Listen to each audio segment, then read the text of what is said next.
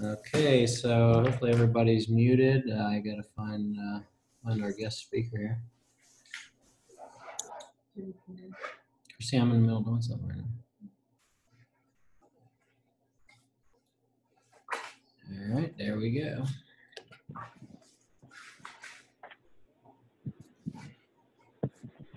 All right, everybody, welcome to our Wednesday night Zoom training call.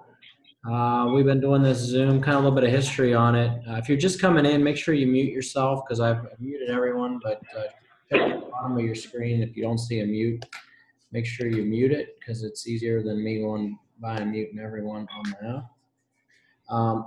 So anyways, give you a quick history about why we do Zoom. Christina and I have moved to Tampa, Florida this year, and it was back in early summer whenever we knew that we were going to be making a transition. So we reached out to some of the leaders in the business and asked them, how they were doing it and, how they were able to keep their businesses going, especially with people working over in Japan and stuff like that. And the general consensus was that they were able to use this Zoom and stay connected to their team. So we put this in place about, I'd say it was probably been since August of last year.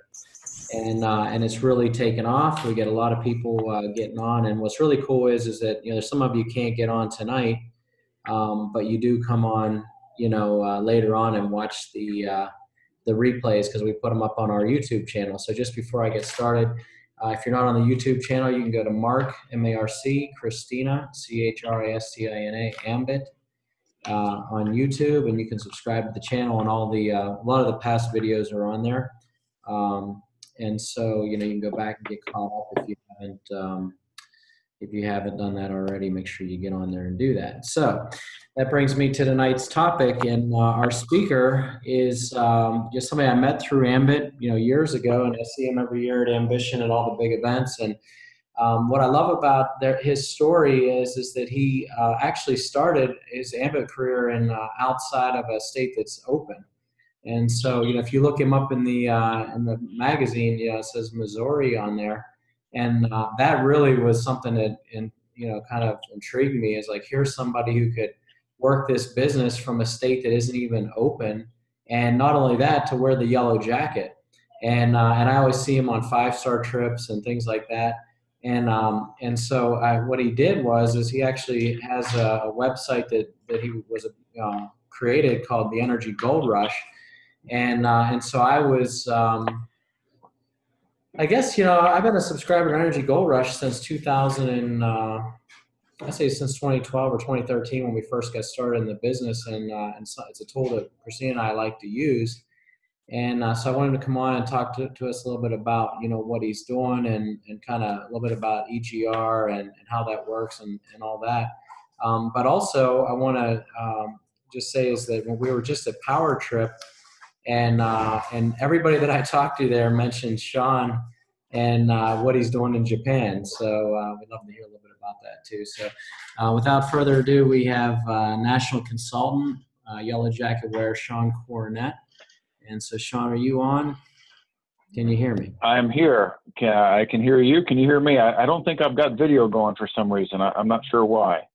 I did earlier. Can you see me? Yeah, I don't know. Let me just double check you and make sure I didn't mute your video. Hang on a second. I might need to. I can probably jump out and jump back in. I lost internet for a short bit because I'm running on hotspot and I ran down to the car and had my phone with me. So okay. Do you want me to jump off and jump back in real quick? Yeah, you can do that if that works. We'll give it a shot. All right, give me 1 second. Give me 1 second. I'll jump back in here. Okay, sounds good. All right, let's see how. Zoom.us. Join a meeting. All right, 526-247-1010.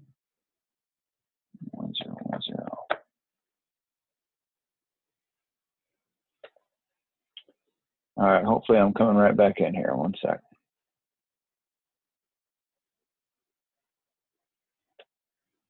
Do you want to continue?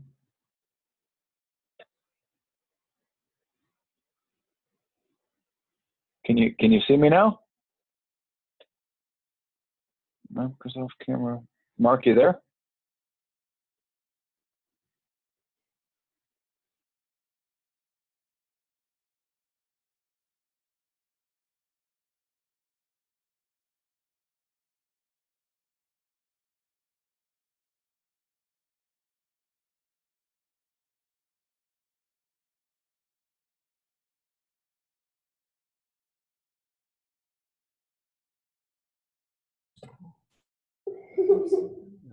All right, we're good. I got you.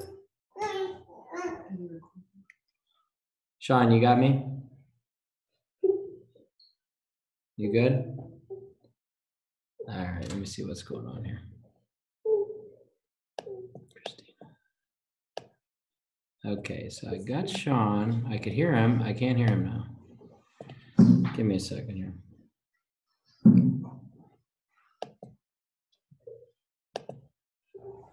Okay.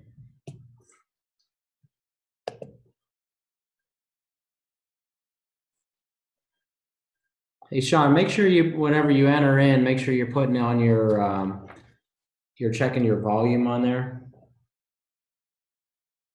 Hang on a minute here.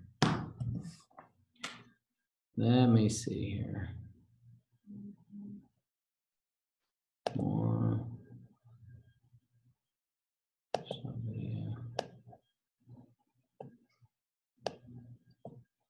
All right, guys. Well, we just got a little bit of technical difficulty, so everybody hang in there. We're gonna get him on there. I can see him. I just can't hear him. So, okay.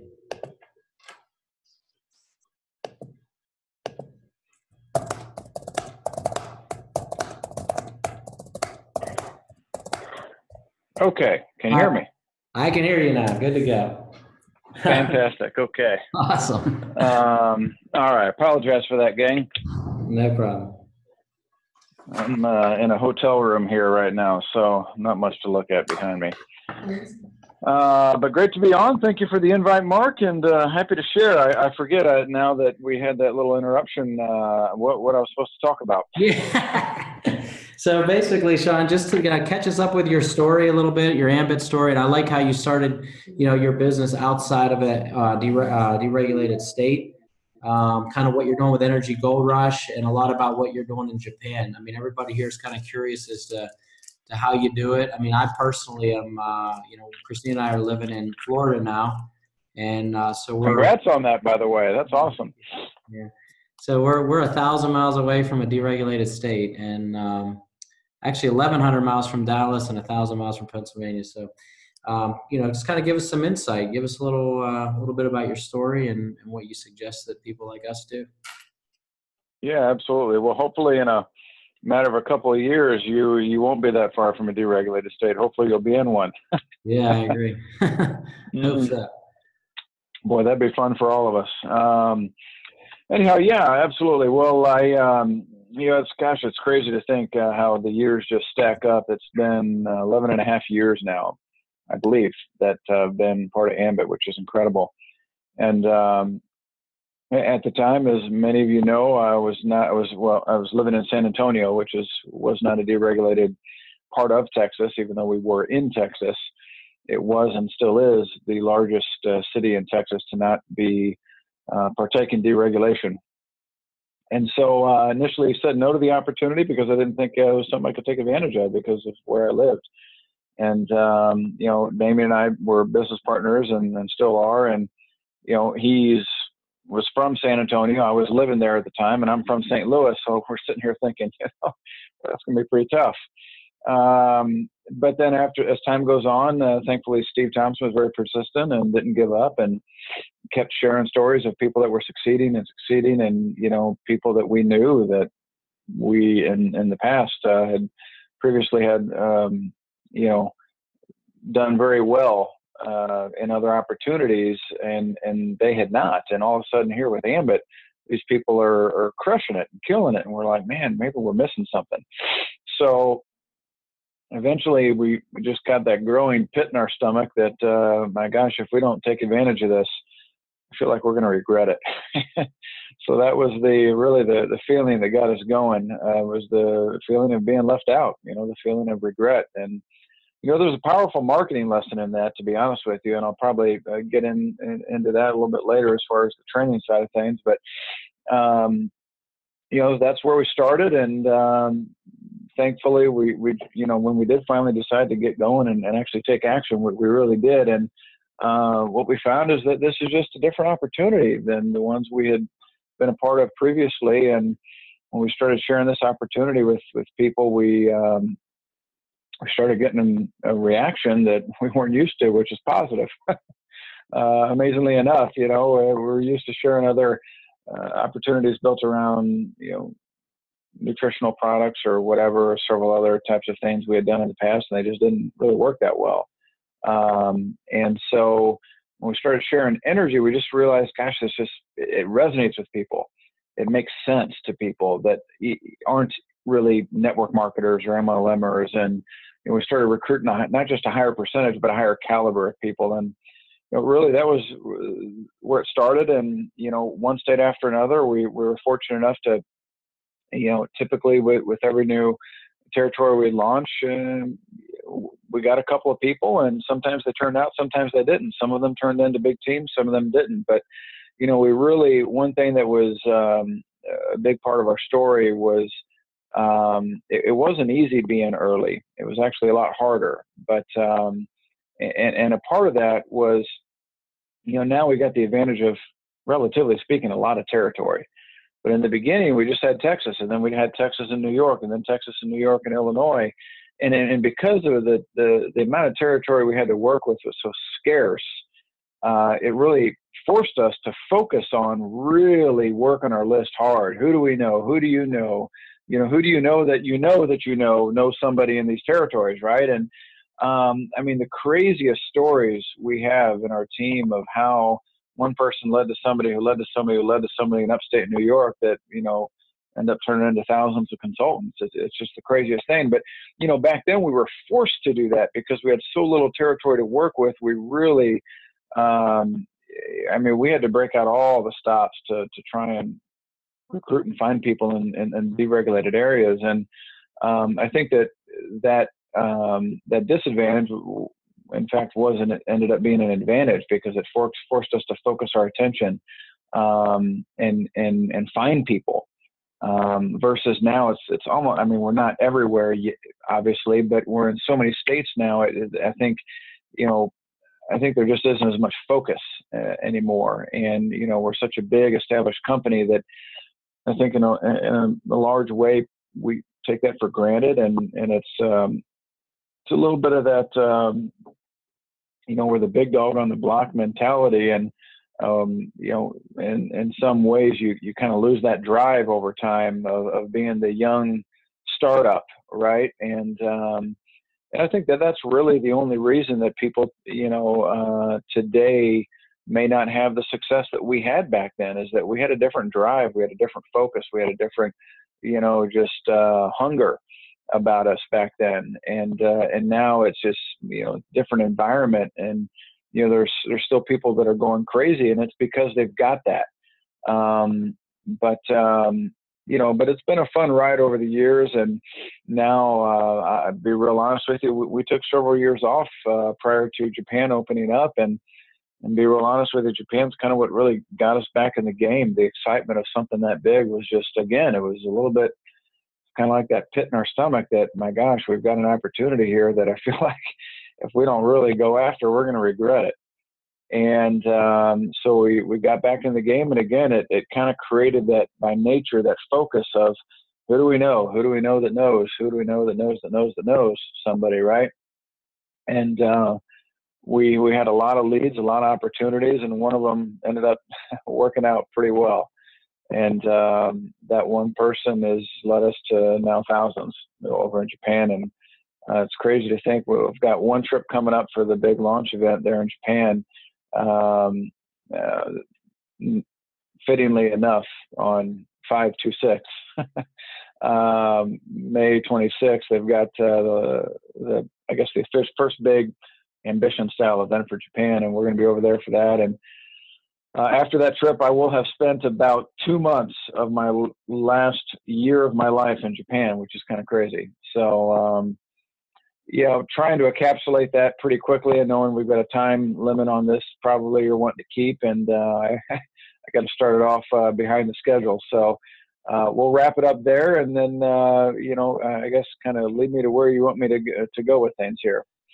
Yeah, so whenever as you I take a bite of my my red velvet bunk cake. Now where are you at now, Shawn? I'm sorry, what's that? I was waiting till your mouth was full. I said, where are you at now? Where you're traveling? Yeah, we're a DFW area. We got some new things going on here. And it's funny. It's interesting how the excitement of getting back into the game for Ambit because of Japan has led to so much other business that never would have happened otherwise. Yeah. I mean, what we've got going on here in DFW, we've got a lot of good stuff going on in Houston now. And some new buds starting to sprout up all over the place is really just because we re-engaged again and got excited again and got moving. And even though it was because of Japan, one thing leads to another, and all of a sudden we've got some stuff going on stateside that we never would have had if we just didn't get excited and start talking again. Yeah. So we're down here working some business in the DFW area, and it's crazy. That's awesome. So the question I was going to ask you next is, whenever you first got the Energy Gold Rush off the ground, kind of how did that get started, and what was the whole idea behind it, and just give us a little bit of insight on how we should be using that more to work our business. Yeah. So the Energy Gold Rush it's definitely been an interesting story. It's definitely an evolution over the years of something that started off just very simple as a landing page, a place that we could send our prospects and have them sign in so that we know that they were checking out our website. And after they signed in, they would just get redirected to the Ambit Energy website. And then that led to, at one point in time or another, I thought to myself, and I kind of developed a little bit of a pitch, because most of my recruiting was always done over the phone initially to break the ice and get the ball rolling. And then, eventually we get some recruiting going and some people in the business, then I'd travel to the area and do home meetings and hotel meetings, all that stuff. Right. But I got so used to pitching Ambit over the phone, and I kind of evolved the script of how I go through Ambit in really in about a 5 to 10 minute period of time. And I got to the point where it literally, I started refining it, and I was winging it in the beginning. And then I thought, I need to sit down and script this out. What's the most optimal way to break the ice on the Ambit opportunity? And so did just that, just sat down and just one day or a couple of days, just scripted it all out. And I was like, okay. And it was just, what's the most efficient way that I would ideally pitch this to somebody? And I got that. And then I just got in front of a camera and I recorded myself pitching it. and that was like the first Energy Gold Rush video, the first 5-minute video. I narrowed it down to 5 minutes. And I got an incredible reaction from people that loved the video, loved the way, we approached it. And I say it was really kind of a combination of myself and Damien, and Steve Thompson had some input there as well, because we had some history in network marketing, really thought along the same lines of how we build and stuff. But we fine-tuned it down to just the nuts and bolts of what you need to get somebody to pique their interest in the opportunity. And again, I just got in front of the camera and recorded myself pitching it and added a few slides and stuff like that. We got a great reaction to that, but then people started saying, Shawn, I love you, but there's just some prospects that don't resonate with you. And so I was like, well, I get it. Now everybody wants to look at just me, And so that was kind of led to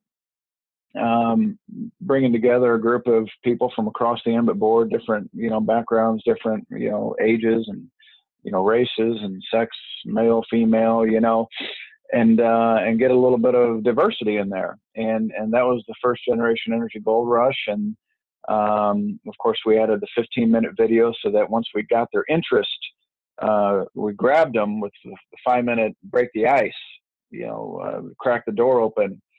Then we had something to immediately follow up and send them to a 15-minute full presentation that in the same style, in the same, very, very condensed, action-packed manner presented the full A to Z overview. And so that was kind of like the 1-2 punch that just kind of evolved from scripting it and then, bringing a group of people together to get a diverse crowd. And now we're on our second generation of both of those videos for the 5 and the 15-minute video. But the basic whole premise of it really gets back to the way Damien and I have always built the business, which is we don't really feel like, and I know this philosophy is a little bit different than most, but we don't feel like you really have to sell Ambit. We feel like Ambit is something that's good enough that if you just lay it out there, there's a certain percentage of people that are going to love it and a certain percentage of people that they aren't. And my premise is that if you're presenting it properly, you could sell it for 2 hours or you could sell it for 5 minutes, but you're going to get the same percentage of people that are going to be interested after 5 minutes, if you're doing it right, as you're going to get out of the people that you spend 2 hours pitching it. But if you take it and do it in 5 minutes, you get to that same conclusion faster. Right? So it's like the filtering process of filtering your leads, filtering your prospects, your list, right? You just can't spend 2 hours with every prospect. And honestly, we got to be respecting the time of the people that we're sharing the opportunity with. And so our philosophy is, let's put this tool together, this 5-minute video of sharing the big picture of Ambit in a concise, short manner so that people can take a look at it and say, yeah, that's something that makes more sense. I want to find out more. Or no, it doesn't make sense, and that's okay. The problem that people have with a 5-minute video, and generally speaking with Energy Gold Rush that I've found, is that a lot of people have this notion that they get one shot at a prospect. And so they want to go for the gusto, right? And they want to strap them down in a seat and give them the full-blown presentation, spend an hour going through the PowerPoint and, 3-way call and everything all at once. And personally, I just disagree with that approach. I get that it works, obviously, because if you do that with enough people, you're going to get enough people that are interested, but you're also going to, again, my philosophy is you're not going to get a higher percentage of people that are going to be interested. You're just going to get the same people that are going to be interested if you just started off with a 5-minute video as well. And so by sharing the 5-minute video, you're getting the same outcome because that person that's going to be interested, they're going to say, I want to know more. Okay, well, then you point them to more.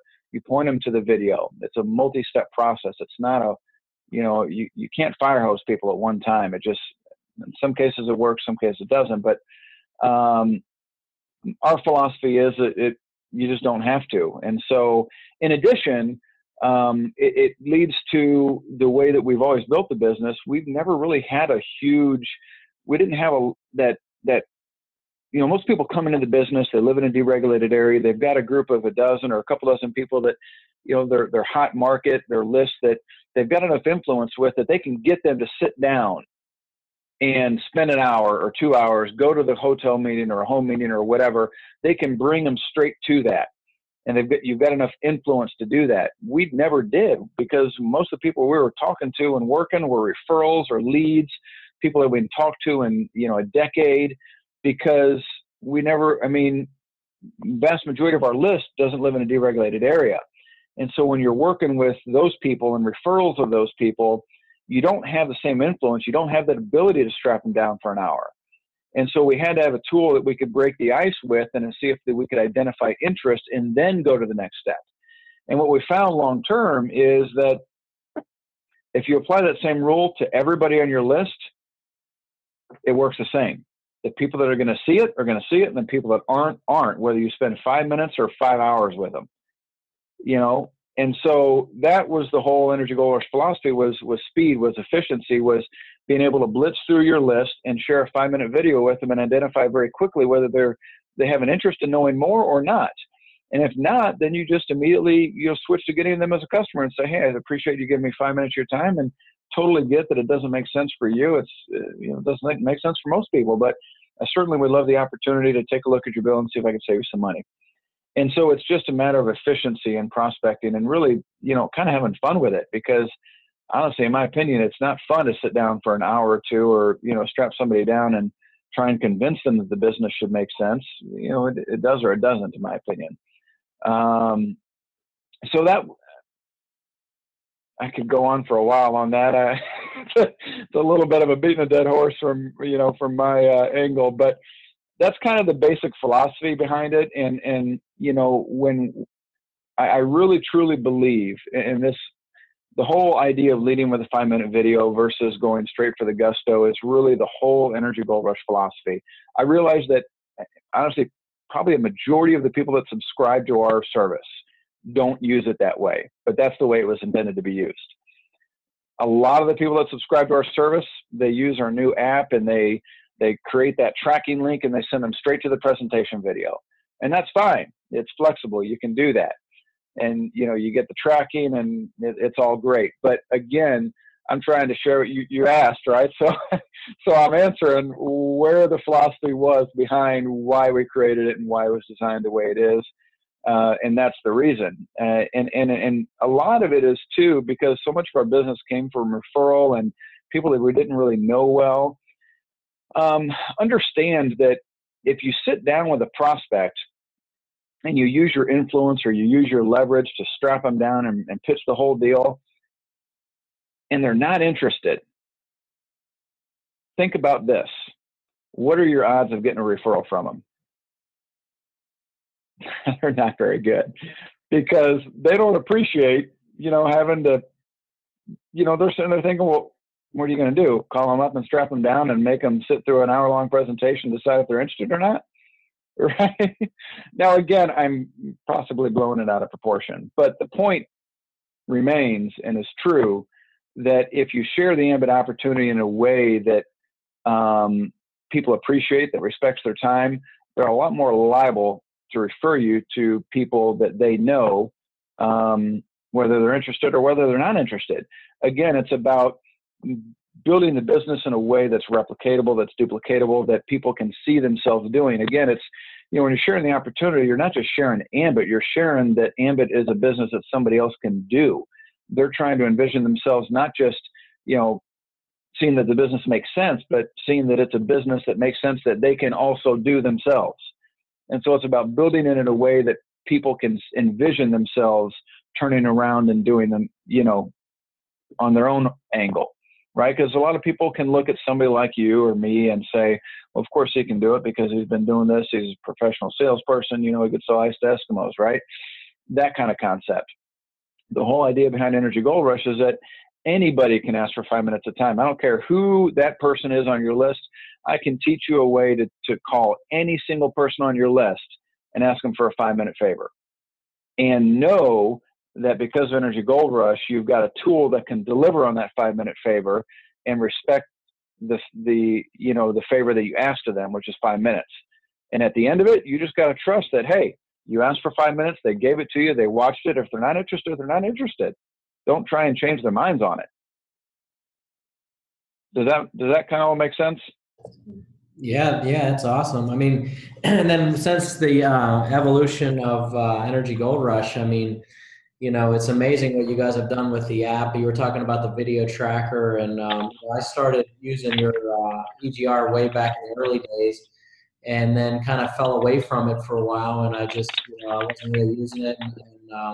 And then when we moved down to Florida, I started using it again. I'd bump into somebody and I'd say, where are you from? And they'd say, I'm from wherever. I'm from Illinois. And I'd say, great. I would like, got a business idea. I want to get your opinion on it. It's only going to take 5 minutes.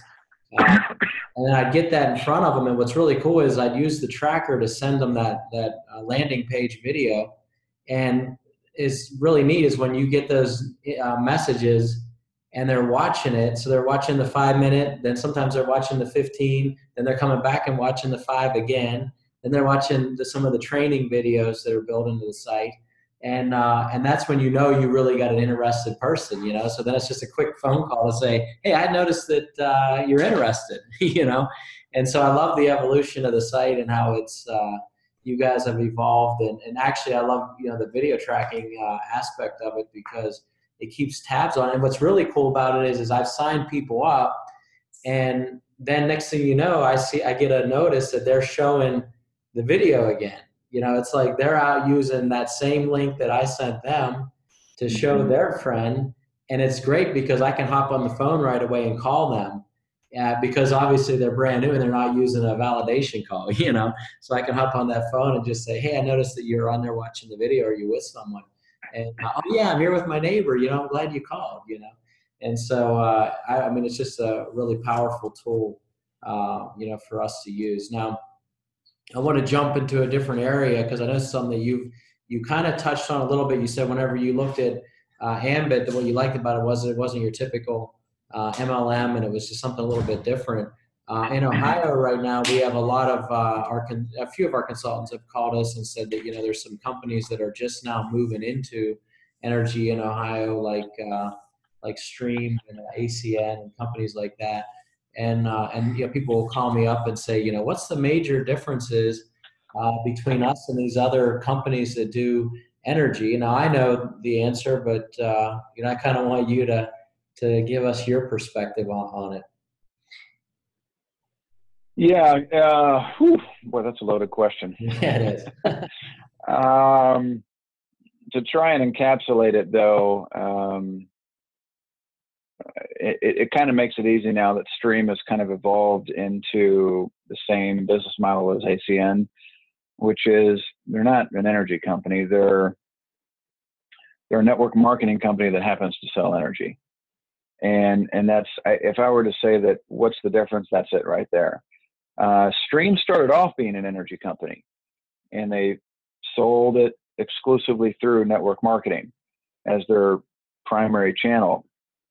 And to be quite honest with you, they couldn't hang with us. And so they went the route of ACN because they couldn't compete just in energy. So they decided to add on, you know, whatever else, you know, dog walking services for all I know. They sell all kinds of services, whatever, you know, I don't even know what it is. Then the same thing ACN does. You know, they're a network marketing company that sells anything that they feel like they can push through the channel of their distributor base. And, you know, obviously energy is one of the big ones that they use to sell the opportunity, the sizzle of it. But the reality is when you look at the the compensation plans, and this became very apparent when I looked at Stream, their old comp plan back when they were just an energy company, to the comp plan now where they're multi-service company, right? The way they have to structure the comp plan is totally different when you're a multi-service company. And the bottom line is you're borrowing from Peter to pay Paul. It's just the reality. They definitively lowered their payout, their residual payout on energy for all their other services. And you just look at the numbers, you compare them before and after, it's pretty cut and dry, actually.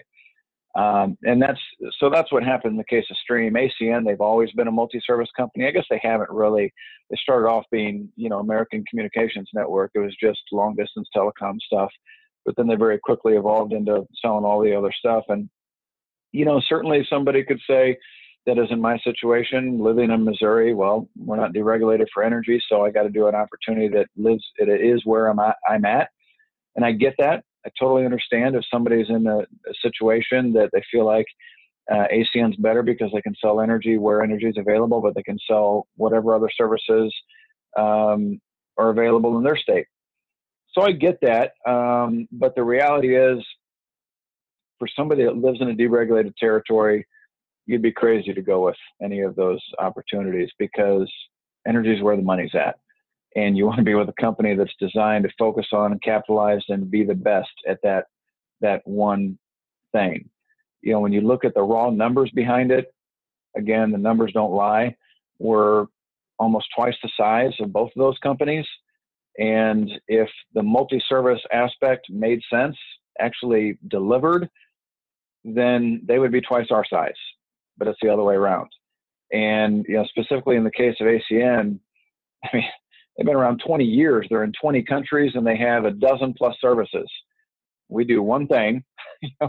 We're in, I guess if you counted countries, I don't know how you'd count the territories. We're in 3 countries, barely 3 countries, and in the U.S. we're not even all 50 states, and we crush them. So there is definitive power and focus in doing one thing and doing it well, especially when it's the one thing that is bigger than all the rest combined. So that's the best way I can encapsulate it there. So I think that's a good encapsulation of the difference. I always kind of joke around at meetings, and I say the reason why I joined Ambit is because it really wasn't an MLM company. We're an energy company, and we use the direct selling model to pay people, and that's how we gather customers. And so for me, that was the biggest difference. I didn't want to get involved in a network marketing company, so to speak, and that was refreshing. And on those lines, Chris and Jerry, Chris has a background of direct selling through Excel. Jerry really doesn't. So talk to us a little bit about some of the decisions. I don't want you to get, you don't have to weigh in too heavy on it, but some of the decisions that they make. Like obviously we're in the Northeast, and they'll say we just got rid of gas in a few markets, few major markets in the North, and some things that we do. The leadership of this company probably better than anybody on here because of your opportunity to spend time with them and the amount of years you've been in. So kind of, give us your insight on the logic of how these guys think and how they are as leaders in our business. Ooh, that's a good one too. Possibly a little bit loaded also, but you're on a roll with loaded questions, so I'll take it. So yes, that is a difficult one, especially I know for those there where the Band-Aid was just ripped off and it's still a fresh wound, obviously up in the Northeast on honestly a variety of fronts. But I will tell you that at the time of certain things happening, whether it's the polar vortex or maybe this situation where we drop natural gas in a few states and territories. I can't say that I've always agreed with Ambit at the time. That's some things they've done, just being purely transparent. But on hindsight, it's always made sense. I don't know enough about the natural gas situation to honestly speak on it. It's just not something I'm current on. I did just come back from the 5-star trip. Jerry spoke about it a little bit, and the reality is he mentioned they held on much longer than they probably should have. And in any business, I think and I can certainly point to this in my own experience, the decision you don't want to make, that's hard to make, is the one you need to make. And that was kind of the deal with the natural gas. They didn't want to do it. They knew it was not going to be a popular decision, but you just can't continue to lose money in a market and stay a profitable company. So, it's really not much different than looking at what ACN or Ignite's doing. We don't want Ambit, stealing money from electricity in Texas or electricity in Pennsylvania to pay for losses in natural gas in Jersey. Not totally just theoretical scenario. I'm just first thing that came to mind, right? You want to be, marketing something that is a value that you can make a profit on anywhere you're marketing it. And that's just the case with the natural gas. And they just had to pull out because they gave it a long enough run to know that it wasn't going to work out. And at some point you've got to cut your losses. So I don't know if I have a better way to answer that one, but I can tell you, going back to some of the other things like the polar vortex, I think that on hindsight, I wish they would have communicated it differently, but I can tell you that I don't think that structurally I would have done anything different than what they did. So at the end of the day, I've been with companies that, network marketing previously, several of them, they tell you everything you want to hear. And then a couple months later, your checks start bouncing. And there's nothing worse than that, right? I'd rather hear what I don't want to hear and keep cashing my checks. And at the end of the day, that's Ambit. I mean, Jerry's a smart businessman. He's not going to do anything that's going to jeopardize the stability and the foundation of the company. And, it's easy for us to second guess decisions from our standpoint. But the reality is that even at my level, I don't have a clue what goes on at the level that they do things. And the whole wholesale supply of purchasing energy and natural gas, and the legal aspects, the political aspects, how much they went to bat for us to just stay in operations in New York with the political scenario there was crazy. Jerry was talking about some of that. There's just things you don't predict in business. And I don't think that there was a lot of things that Jerry ever predicted he'd ever have to deal with, like, dealing with idiot consultants that turn around and sue Ambit for $1 billion because they're idiots. And just put it out there because it's true. I got a funny blog post on that, by the way. If you want to go to Ambit Pros, this is worthwhile. This is worthwhile since everybody's online. I'm going to go there right now. ambitpros.com. Go to the search bar. You didn't know you were getting into this with me, did you, Marc? Search for lawsuit in the search bar. The first result is going to be, oh, that was one of my finest pieces of literature right there. Ambit Energy, $1 billion lawsuit. This was in regards to a certain ex-Ambit consultant that attempted to sue Ambit for $1 billion. I can hardly even get it out without laughing. Anyways, that's a good read right there. So the bottom line is, there's just things that happen that you would never expect you'd have to deal with. And Jerry's mentioned that one in particular to me on at least a half dozen occasions, that, it just blows his mind, some of the things that, they've had to deal with and lawsuits they've had to settle that he just never in a million years would have expected would ever come up in this industry.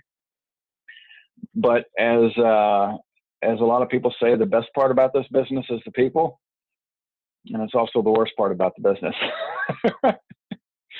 So, I'm pretty raw and real, so I hope that doesn't offend anybody. That's what we like. We like that. So, I remember one time Chris Chambliss was speaking at one of the big events, and he said that, we have an adversary, and it's really evident, whenever you see the attacks that come against our company, and we really do. We have an adversary, and Chris hit the nail on the head. And also, it just kind of goes to Jerry's character, because if he was a network marketing leader, he would do whatever it takes to be the cheerleader, make us all feel good, and kind of fake it till you make it. But he doesn't. I mean, he's like like dad. You know what I mean? He does the things that we don't necessarily like, but he's doing it for the good of the company. And so that's one thing that I like about him. Now, as far as that goes, you've been with us pretty much since the beginning. So tell us about where you think we are on the timeline. They talk about the hockey stick and the growth curve and all that kind of thing. What's your perspective on where we are in our timeline right now? That's a great question there, and certainly a matter of my opinion and perspective. I have 1 second here. I've put a lot of thought into this one, especially coming back, taking a few years off and coming back and really applying myself again. And we've achieved some incredible things. Ambit has, some things that have never been achieved in network marketing before. But of course, you can't experience exponential growth forever. We had it for a lot longer than most people have it, but it just doesn't happen forever. So, looking at the fact that we've obviously slowed down last few years, it's no secret. And looking at where we're going to go, I look at the only thing I can say is I look at historically what other network marketing companies have done. You look at the big boys like Amway, right? A lot of people look down on Amway, and it's not the most popular opportunity, but they do like $10 billion a year or something crazy. And I still run into Amway distributors that are sharing the opportunity and they're excited about it. Every opportunity goes through these phases. You talk about the hockey stick, right? It's impossible to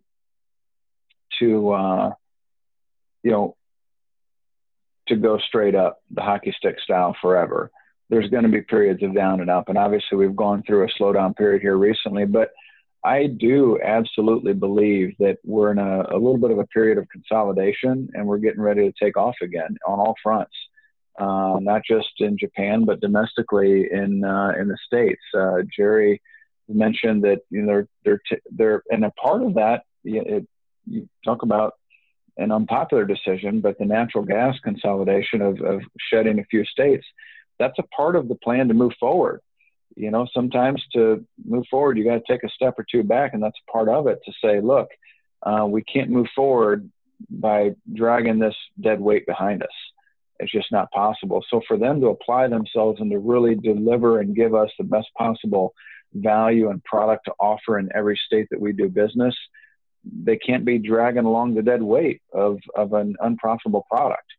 And so, they've talked about that they're looking at each state and, how to restructure and deliver the best value proposition possible. And they're going to be doing that on a state by state basis.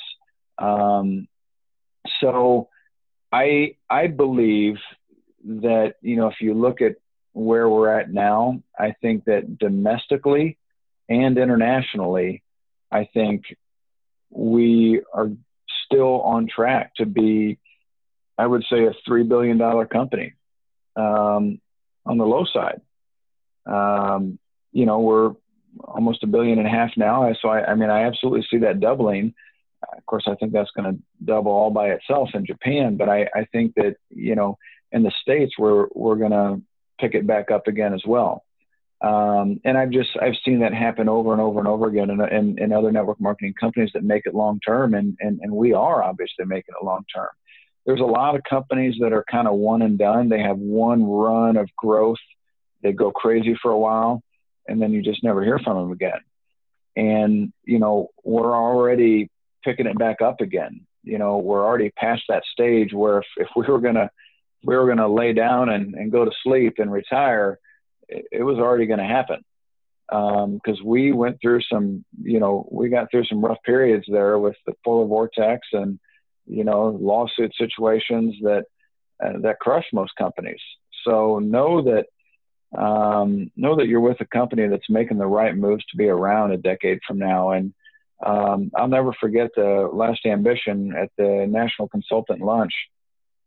Jerry talked very directly about that. He's like, look, guys, sometimes it seems like we're doing things that are just, addressing the past and fixing the past. But, I want you to know that we're still looking decades into the future. We're making decisions. Part of the decisions of things that, may seem like fixing the past are because we're looking at this decades into the future. And, it's just a different perspective than I think a lot of us have from our angle.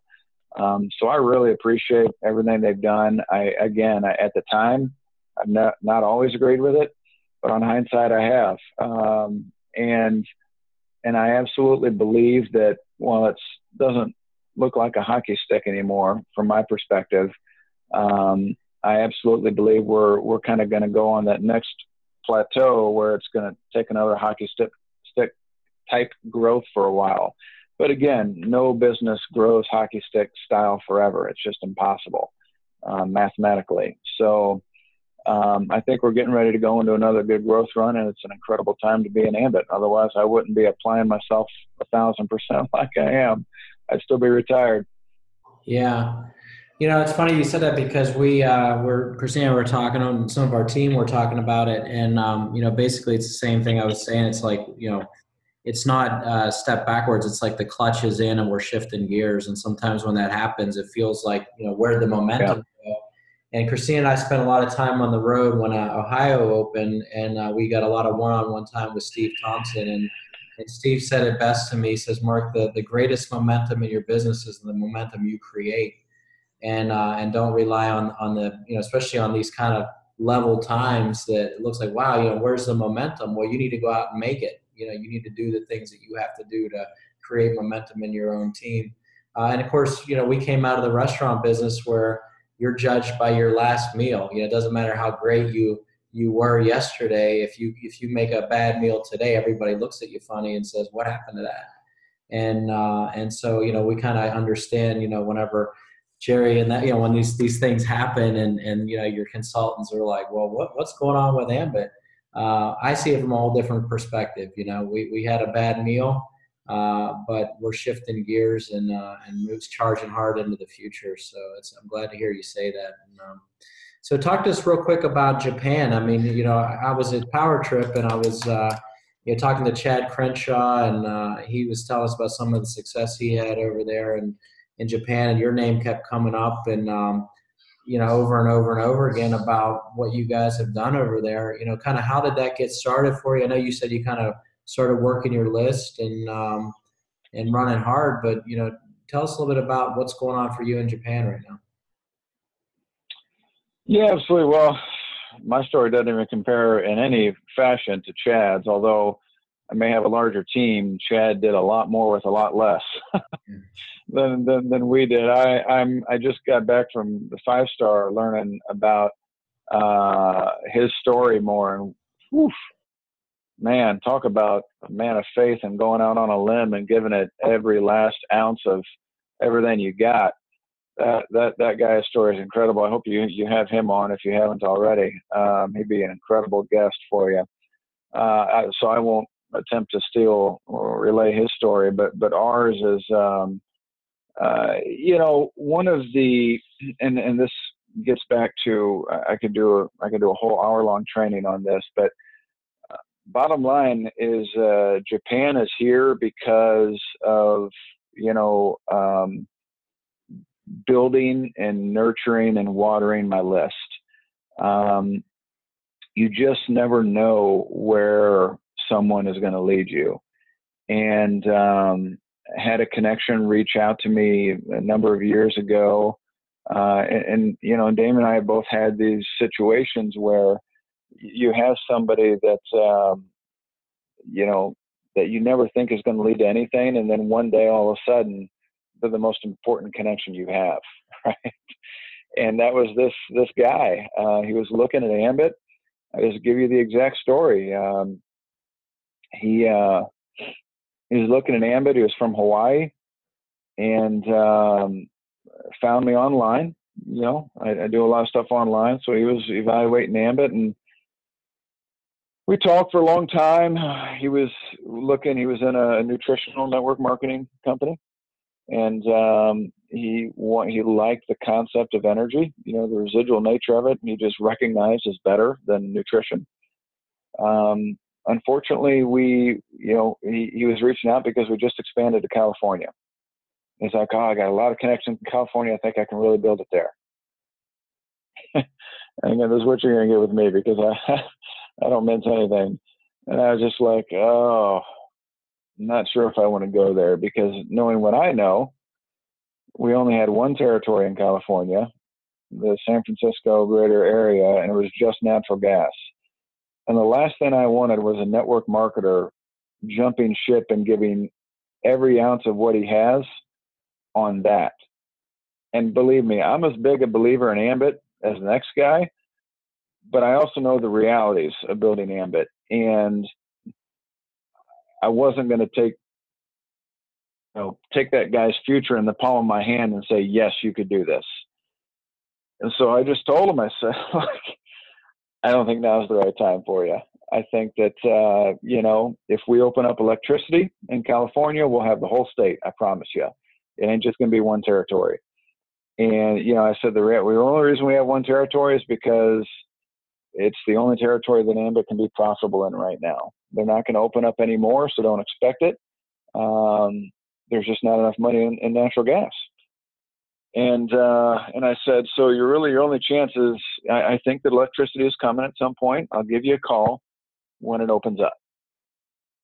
And the last thing he said to me, he said, okay, well, if you guys ever go to Japan, let me know. I'm your guy. And I literally laughed at him. And I said, well, that's never going to happen. So I'll call you when we open up California. And that was it. 3 years later, we opened up Japan, and I called him up, and he was in. He was your guy. He was my guy. Wow. But you know what? Again,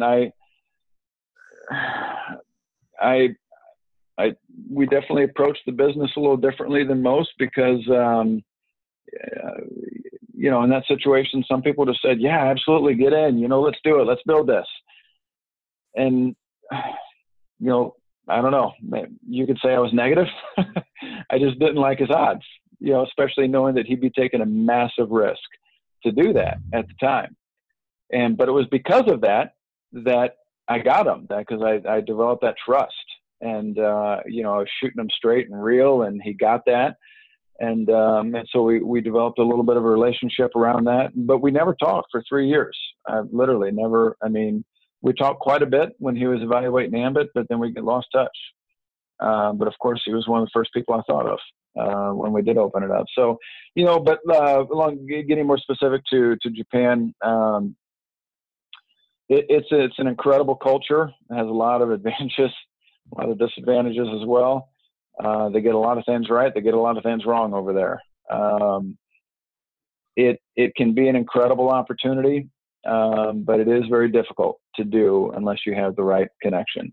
Just being perfectly real with you. You got to have Chad Crenshaw. Really, he got fortunate, but he also created his fortune.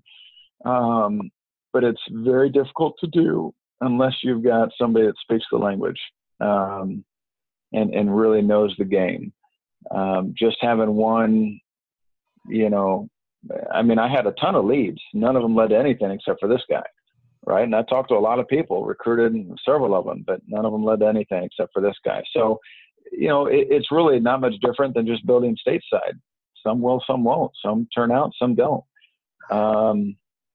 Fortunately, I had enough leads, and one of them turned out. But Japan's a hard thing to talk about, honestly, because it's so different building Ambit there than it is here. It's just so different.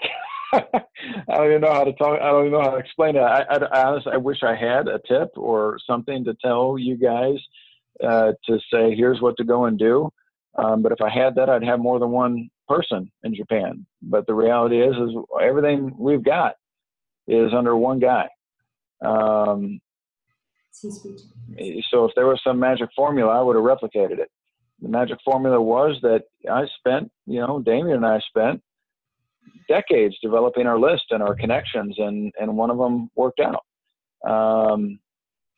So never underestimate where somebody can lead. Always foster and nurture your relationships and your list, and I promise you that'll lead you to good places over time. That's really all we've done. We've just been doing it longer than most.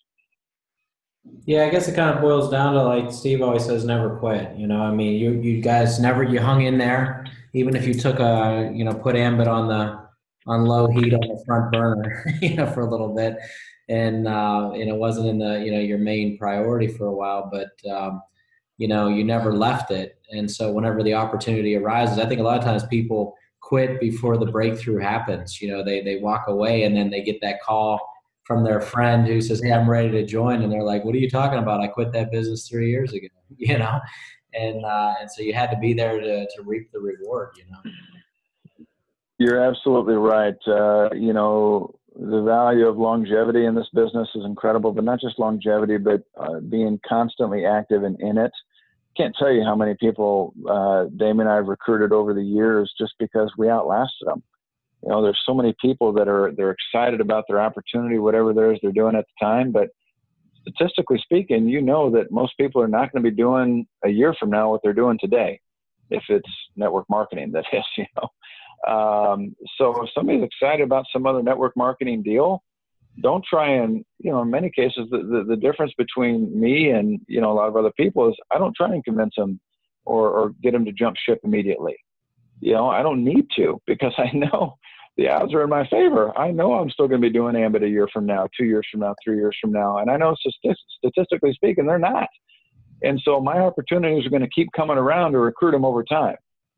And so we just focus on continuing to grow and build our Ambit story bigger and bigger and bigger, so that when they are open, when the timing is better, and they recognize that they, you know, probably should have gotten with us to begin with, but better late than never, right? I mean, there's people that have taken 10 years to recruit, and that they were in 4, 5, 6, 7 different opportunities. And then finally they're like, gosh, I just should have gotten with you the first time. I mean, I like to say in many cases, no one's unrecruitable. It's just a matter of time before they give up and recognize that you were right. But you can't tell them that you're right and they're wrong. You got to prove it, right? It's just like most people, when you first approach them about the opportunity, they're expecting you to fail. Why? Because almost all network marketing gigs fail, right? It's not like you're the first person to pitch a network marketing opportunity to anybody. They get pitched by all kinds of other deals, right? And what's the normal thing that happens? They get pitched 2 weeks later, a month later, 6 months later. They talk to that person again at a family reunion or ball diamond, you know, baseball game, kids, soccer, whatever. Like, hey, how's that deal? You know, sorry, we never got followed up, whatever. And the person says, oh, it didn't work out. You know, I was too busy or whatever. Sponsor was bad, product was bad, whatever the excuse is, right? People are so conditioned that these things don't work. They don't expect Ambit to be any different. You've got to prove to them that Ambit's different. And when you do, you'll get them when the time is right. That's good.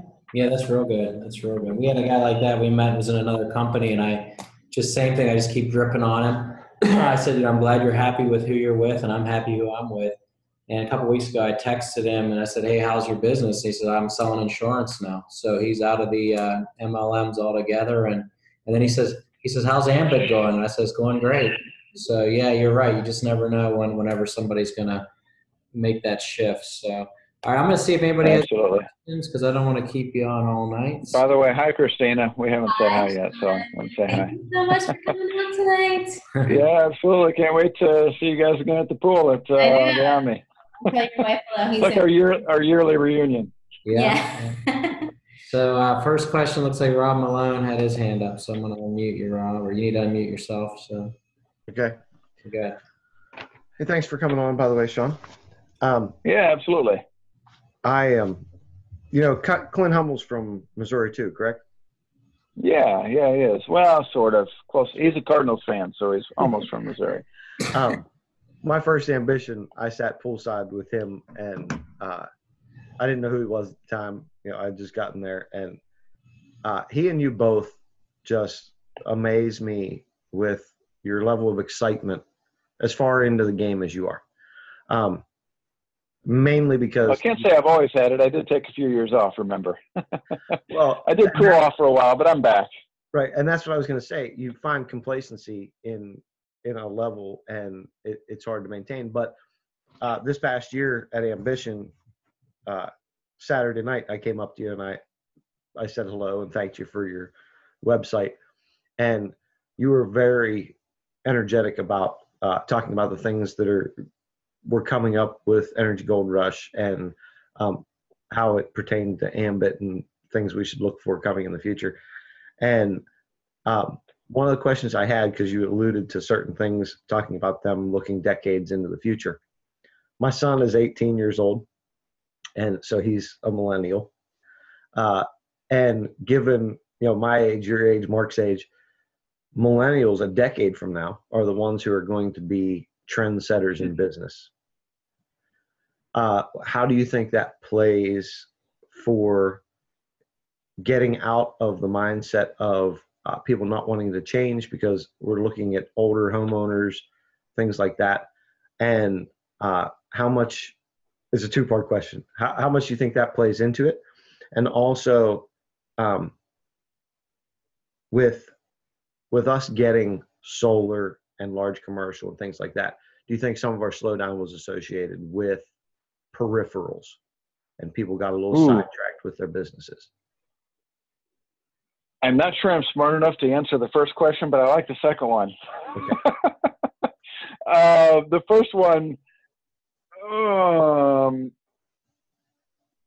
I don't know is the simple answer. I'm really not smart enough. I don't I know millennials are a different breed. Other than that, I don't know much on that. I will tell you this. I know people of all ages that are in the business, and I always got this question early on in my career in network marketing and with Ambit, because when I started Ambit, I was 27 or 8, so I was pretty young. Still like to think I'm young. I'm turning 40 next year. Man, that hurts to say. But I always got the question, how do I recruit people like you, young and hungry and energetic and whatever? I was like, man, I don't know. They either are or they aren't. And at the end of the day, it's kind of like prospecting. They're either interested or they're not. I wish I had a better answer for you. I just don't. I think that deep down, there are people that have drive and there are people that don't. There are people that are entrepreneurs, there are people that aren't. I don't try and change someone, from being a squirrel to an eagle. I just look for eagles. And that's the best answer I can give you. I just don't waste time if they're not, they don't get it, if they don't see it, if they're not interested. So I'm not sure if that's where you're going with that, but that's all I got on that one. On the second one though, I really like that question. I think that there is a degree of truth to that, for sure. I absolutely agree that the solar and the large commercial, it can be a slowdown. That's a distraction to a certain degree. It gets away from the core of what duplicates and really works for the masses. It's not a duplicatable product to sell as residential electricity and natural gas is. So I agree with that, which is why I really like that Ambit has at least stayed focused on the energy and not gone the ACN or the stream route. And that's not to say that Ambit won't add other ancillary products. They might at some point. I mean, Chris Chambliss has said he's considered it. Hasn't done it. I'm glad he hasn't done it. But if he does, I'm sure that he'll have a good reason for doing it. And it'll make sense. But I definitely like the fact that we're an energy business and there's that focus there. I never got distracted by solar. I don't know the first thing about commercial. And I think that if you talk to most of the top leaders, they fall in that same boat. They don't know the first thing about either. And that's definitely a clue to not focus too much on it. It is good to have it. I think that it's a play for the future, that solar is going to become bigger and bigger and bigger. Inevitably it's good to offer commercial service, but it's definitely not something to focus on. It's just something that's there for when the right connection is there. But if you're a builder, if you want to take full advantage of the opportunity, you just want as many points of distribution out there as possible, and let those connections of those points of distribution lead to your solar customers and lead to your commercial customers. Not try and find those yourself, for sure. So I hope that answers it. That was great. Yeah. All right. So let me see. Who's next? Any other questions out there before I let you go? Yeah. Josh is good. Cheryl's good. Oh, hold on a second, Rob. You got to add on here. Go ahead. I just wanted to, it was funny while you were responding. When I got in the business 4 years ago, Brian McClure came up it was probably, I had been in the business for 2 or 3 months. He did an event here in Pittsburgh, and he said the same thing because somebody asked him about small commercial, and he said, I have never signed a small commercial account personally. And he said, but if it's low hanging fruit, pick it. But that was essentially the exact same answer he gave, and talking about the points of distribution. So it's nice when you hear two very top influential leaders say exactly the same thing several years apart. I think he stole that from me, not the other way around, by the way. Yeah. Well, it really does get me that all of you, you say it in your own way, so you know that it's not something that is a corporate talking point, and it's very nice to see. So I appreciate thank you. Some thoughtfulness. All right. Any more questions out there? All right, Cheryl, go ahead. Hey, Shawn. I'm just curious as to how you, Marc, started your business in Missouri, and like, how do you market from Missouri? I'm assuming that you live there now. I do. The key to living in Missouri is not focusing on Missouri. I'm a man of simple answers that are very drawn out and overcomplicated, but really simple. I know people that have really done it in Missouri. Clint does a much better job of actually recruiting and building, in Missouri and close to Illinois. He lives right on the border up further north from me. I met a guy on the 5-star trip that's from St. Louis, lives in downtown St. Louis, and he just 3-foot rules. He doesn't know anybody. He's just great at meeting people and recruits them. And, who do you know in Illinois? Because it's just right across the river. And he's built his way to EC and qualified for a 5-star trip doing that. But, that's not me. I'm not that person that can do that. What I do is work my list and work referrals, and develop relationships with within the industry. And if I were to give you a little bit of my secret, like that, did that wrong. I did the whole hand. That doesn't work like that. It would be to recruit network marketers. The problem is it's a difficult game to play that game. It's a long-term play. You got to be willing to beat them at their own game. You got to out-succeed them, so that then when they're no longer doing what they intended on doing with their opportunity, you've since developed the story of success that you're in a position to recruit them. And so the game that I've gotten to be good at over the years is developing those relationships with network marketers, and knowing that at some point in time, I'm going to be in a position to get them, because I know they're probably not going to last forever in their opportunity. So I do that on a small level. I do it on a large level with big players, with small players, anywhere I can meet. I love meeting network marketers. It's the industry, because I can talk that lingo, right? And I can get excited with them. I can develop a relationship with them without really trying to pitch them or recruit them immediately. But over time, I'm going to get them. And I think if there is any secret that doesn't get taught from the stage, that's probably what I do more than most. Mm-hmm. And for some reason at Power Trip, we ended up hanging out with people from Illinois and Missouri, and just, for whatever reason, we're just kind of talking about how they make it happen. And we did meet someone that was a Mary Kay consultant, a director, and she got in and she made it to senior in 2 months. So that was really interesting to see.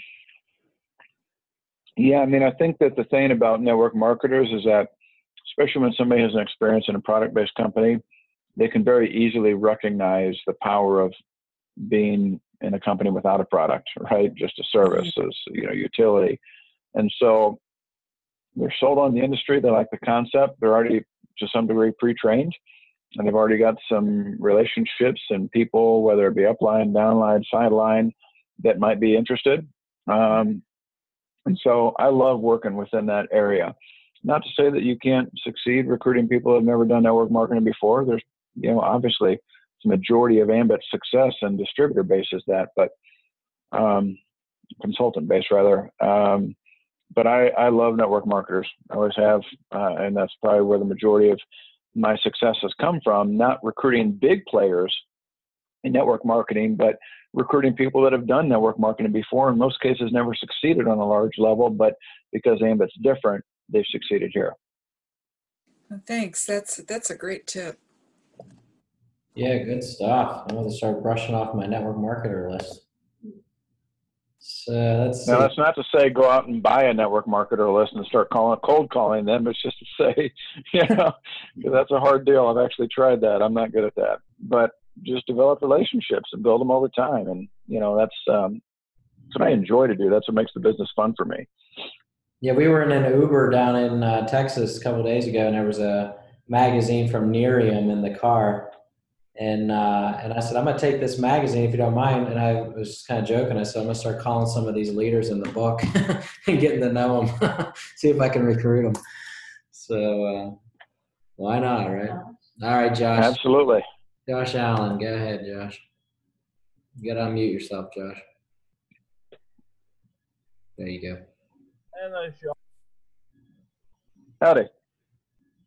I have one question. I'm a regional consultant.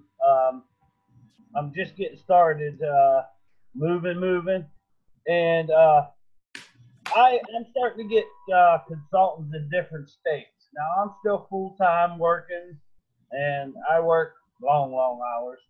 And what was the way when you started first getting people in different states? How did you stay connected with them and keep them moving? Because I mean, it's easy for the consultants that are close. I can get them to the meetings. I can get them moving. I got consultants in 2 other states now that ain't even close to me. I'm trying to keep them going. And that's there's no perfect answer to that because every situation is a little bit different. Based on how far they are from the meeting, local meeting that you can plug them into, and everything like that. I would say we started doing one of these Zooms for them. I got one in Texas, and we're doing specially for Texas. But she's in an area that she can't be her own customer either. The Zooms are incredible. I mean, we didn't have this in my earlier career with Ambit, and what's funny is that I was one of the first to start doing stuff like this before there was Zoom. I was doing live. I would do like a live Skype call. One of the things that I do love to do is remote home meetings. So I'll have somebody host a home meeting, and then I'll do a live video, closing for that meeting. So they play the video, and then I come on to close it out and give a testimony, story, and Q&A and all that stuff. So I've done a lot of that over the years. I really like that. But these Zoom meetings, I think the fact that you guys have this going on within the team is incredible. I'm going to show my absolute ignorance here and, lack of being up to date. But this is the first time I've done a Zoom meeting like this. I think it's incredible. I'm on a conference call and I can scroll through and look at everybody's faces or most people's faces. Which is cool. Larry, you look like you're chillaxing there. I like that. Looking good there. So anyway, the fact that you guys already have some of this established, I would say just you got to utilize that. And we didn't. But I do, I think the home meeting concept is one of the most fundamental basic building blocks in Ambit. And the fact that you can do those essentially remotely now is incredible. You can have somebody schedule that, and then you can come into their living room, with them hooking up their laptop to a TV or just crowding around a laptop or whatever. I think that's an incredible tool. That's the only thing that I've done that's really worked well. In fact, we've done, a number of them where we had several home meetings going on at the same time, and then we would have them plug into a closing video. It was coordinated. So, I wish I had a better answer for you than that. But besides trying to find something as close as possible to them that they can go to periodically. That's the best you can do, you know, and hopefully build a big enough fire that it gets big enough that, you know, they've got meetings that leaders can come to and guest speak at, and you can travel to because you've got a big enough fire going. But I would say that getting them to host home meetings and being a part of them remotely is a good way to get them launched and going. And then every time a new consultant joins, have them do a home meeting. And then, you know, if you get enough home meetings going on, then you can, you know, plug them all together. Maybe once a month you do a big meeting that you can travel and be a part of, or somebody in your team. So I'm just throwing out ideas. I've had plenty of people that I've started in remote areas that never made it. You know, not everybody makes it. I wish I could say that everybody in my team succeeded. But they don't, you know. So I don't have a silver bullet. You just do the best you can with what you have, honestly. Yeah, that's great. So we actually do a Thursday night meeting at 7:30 where it's a BP. So we have people, you know, from all over who would kind of do little in-homes, and then Awesome. you know, had somebody do the company in Pittsburgh and somebody does the money wherever in Ohio, and I'll come on and do the close. So those have been going pretty good. Well, I don't want to keep you on here all night. I do actually, it's funny you mentioned Chad Crenshaw. He's going to be our guest speaker next week. So we're excited. Awesome. Get to know him pretty good. Yeah, you guys definitely promote big for that. Chad is, his story is powerful. I love that guy. Yeah, I sat with him at Power Trip. We had dinner together, and I said, I got to have you on. I was like, it's just amazing is what he went through and what he's done over there. So, yeah, he'll be on next week. So, in closing, because we went way over on time, and I appreciate you hanging out with us, but just give us your, you know, kind of wrap things up for us, leave us with a kind of like a parting shot, you know, before you go, kind of a charge to the team sort of thing. Parting shot. Yeah, let's see what you I'll leave you with my go-to. I don't know if I've got a parting. Yeah. So what I usually leave people with is to just very simply look at this as a business and not a lottery ticket. And by that I mean, unfortunately, most people join the business and they whether they know it or not, they do treat it like a lottery ticket. And by that I mean they base their entire success or failure on the result they get from the first half dozen to dozen people that they talk to. They get a good response, they get a good feedback from those people, then they're in, they're excited. But if they get a bad result, you know, if the first half dozen or dozen people they talk to don't all join and don't all get excited with them, then they start thinking to themselves, well, my gosh, if my best people aren't going to be interested, then I don't stand a chance at succeeding here, right? And so that's treating the business like a lottery ticket. You know, you're basing your entire success or failure on the first initial reaction from what you think are your best half dozen prospects, right? And the reality is that's virtually destined. That's destined to succeed about as often as a lottery ticket. Sure, it happens. You know, we've got senior consultants that are millionaires in the company. You know, I think we've actually got a regional consultant that's a millionaire. Why? Because they got lucky and they sponsored one person that they got enough 7-level residual love that made him a millionaire. But again, you're treating it like a lottery ticket. The way to not treat it like a lottery ticket is to maximize your ability to share the opportunity with every single person you have an ability to reach it, you know, and that's everybody you know of, you have known or have known of in your entire life. That's your ability, your maximum ability to share the opportunity. And so you've got to go through a methodical process of sharing and exposing the opportunity with all of them. And of course, that kind of brings us full circle back to Energy Gold Rush and why we developed 5-minute video, which is to crack the door open, to make it easy, efficient, fast, and fun to share the opportunity quickly with your list and just to blitz through it. Not trying to change no's into yeses or, you know, just let the chips fall where they may. Just don't treat it like a lottery ticket. Again, the business makes too much sense. All you got to do is share it. So get out there and don't stop at the first 6. And quit if they say no. Don't cry, just move on. So it's a little bit more than a parting shot, but that's my short secret to success. Awesome. Well, we love it. Well, thank you so much for coming on, and if we can ever return the favor, let us know. So, and next time you're in Florida, make sure you give us a call. Absolutely. Awesome. All right. Well, hey, what part of Florida are you in? Tampa. Okay. Awesome. All right, Mark. Well, hey, appreciate it. Thanks for having me on, guys. All the best. You guys are all with incredible leaders there. Take care, Mark, Christina. Thanks, Shawn. Thanks, Mark. Thank you, Shawn. Yeah, have a good night. Thanks, Shawn. Thanks, Mark and Christina. Thanks, Shawn. Thanks, Good night, everybody. Thank you.